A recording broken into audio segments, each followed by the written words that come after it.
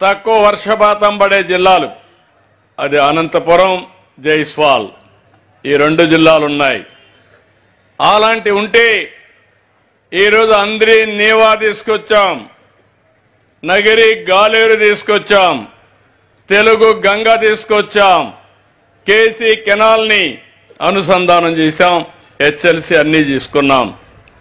ఇవన్నీ చేస్తే ఎప్పుడూ రాయలు కట్టినటువంటి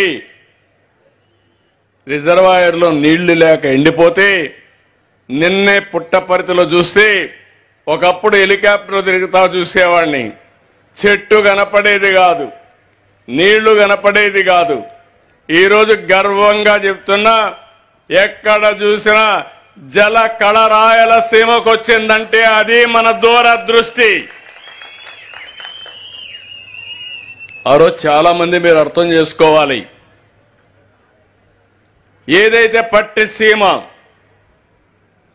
సమయం పడుతుంది కాబట్టి పట్టిసీమ పూర్తి చేసి 120 టీఎంసీ నీళ్లు కృష్ణా డెల్టాకి ఇచ్చి కృష్ణా డెల్టాకు వాడే నీళ్లు రాయలసీమకి ఇచ్చాం. మీరందరూ ఏమనుకుంటున్నారు, నీళ్లు వచ్చేసాయనుకుంటున్నారు, కానీ ఆ నీళ్లు ఎట్లొచ్చాయో మీరు ఆలోచించడం లేదు. ఆ రోజు ఆ పట్టిసీమ వద్దన్నారు. ఆ పట్టిసీమ గాని వద్దనుంటే ఈరోజు ఈ పరిస్థితి వచ్చేది కాదు. వర్షాలు వచ్చాయి. వర్షాలు వచ్చినప్పుడు నేను మొన్న మీరు చూసే చాలా జాగ్రత్తగా నర్చర్ చేశాను. నీళ్లు సముద్రంలోకి పోతున్నాయి. సముద్రంలోకి పోయే నీళ్లు రాయలసీమ వైపు మళ్లించాం. రిజర్వాయర్లు ఫుల్ చేశాం. చెరువులకు నీళ్లు ఇచ్చాం. అంద్రి నీవా 100 రోజులు 3,800 కోట్ల రూపాయలు ఖర్చు పెట్టి 3,800 క్యూసెక్స్ ఆఫ్ వాటర్ని తీసుకొచ్చే పరిస్థితికి వచ్చాం.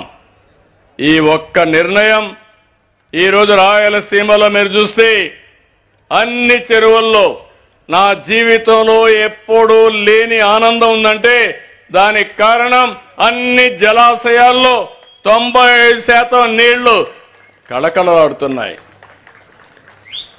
నేను ఒక సంకల్పం తీసుకున్నా. ఆ సంకల్పం మీరు గుర్తుపెట్టుకోవాల్సింది, కరువు లేని రాష్ట్రంగా, కరువు రహిత రాష్ట్రంగా తయారు చేయాలని నా సంకల్పం. ప్రతి ఎకరాకు నీళ్లు ఇవ్వాలని నా సంకల్పం.